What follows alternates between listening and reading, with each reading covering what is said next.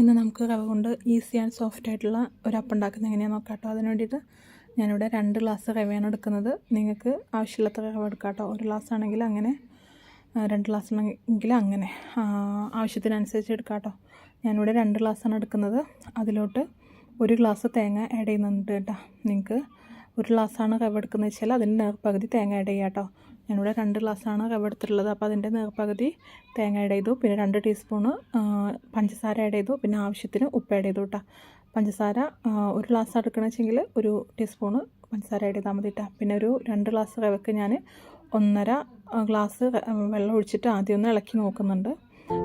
പിന്നെ നമുക്ക് ഇൻസ്റ്റൻറ്റ് ഈസ്റ്റാണ് ഇതിലേക്ക് ഇടുന്നത്. അതൊരു ഏകദേശം 1 ടീസ്പൂൺ ഇട്ടാൽ മതി കേട്ടോ.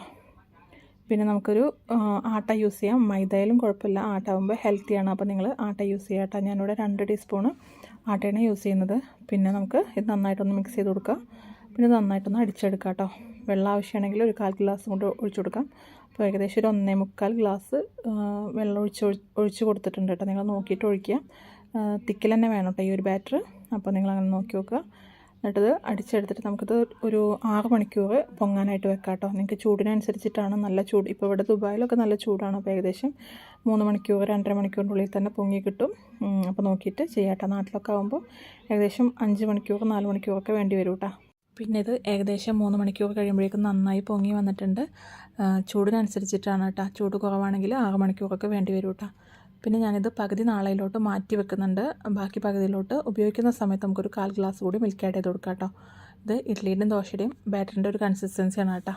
പിന്നെ ഒരു പാൻ വെക്കുക. പാന് ചൂടാകുമ്പോൾ നമുക്ക് അതിലോട്ട് മാവ് ഒഴിച്ച് കൊടുക്കാം കേട്ടോ. നന്നായിട്ട് പരത്തേണ്ട, ജസ്റ്റ് ഒന്ന് പരത്തി കൊടുത്തിട്ട് ഡോട്ട്സ് വരുമ്പോൾ നമുക്കത് മൂടി വെക്കാം കേട്ടോ. ഈ ഒരു അപ്പം നിങ്ങൾ ഉണ്ടാക്കി നോക്കുക. വളരെ സോഫ്റ്റാണ്, ടേസ്റ്റിയാണ്, ഈസിയാണ്, ഹെൽത്തിയാണ്. അപ്പോൾ എന്തായാലും ഒന്ന് ട്രൈ ചെയ്ത് നോക്കുക. ഇഷ്ടമാവുന്നെങ്കിൽ ലൈക്ക് ചെയ്യണം, ഷെയർ ചെയ്യണം, സബ്സ്ക്രൈബ് ചെയ്യണം കേട്ടോ. വെള്ളം നോക്കിയിട്ട് വേണം ഒഴിക്കാൻ. ഒരുപാട് ലൂസായി പോകരുത്, തിക്കിൽ തന്നെ വേണം കേട്ടോ. ഇഡ്ഡലിയുടെയും ദോശയുടെയും ആ ഒരു ബാറ്ററിൻ്റെ കൺസിസ്റ്റൻസി ഇട്ടാൽ അത് നോക്കിയിട്ട് ചെയ്യണേ. ഓക്കെ, അസ്സലാമു അലൈക്കും.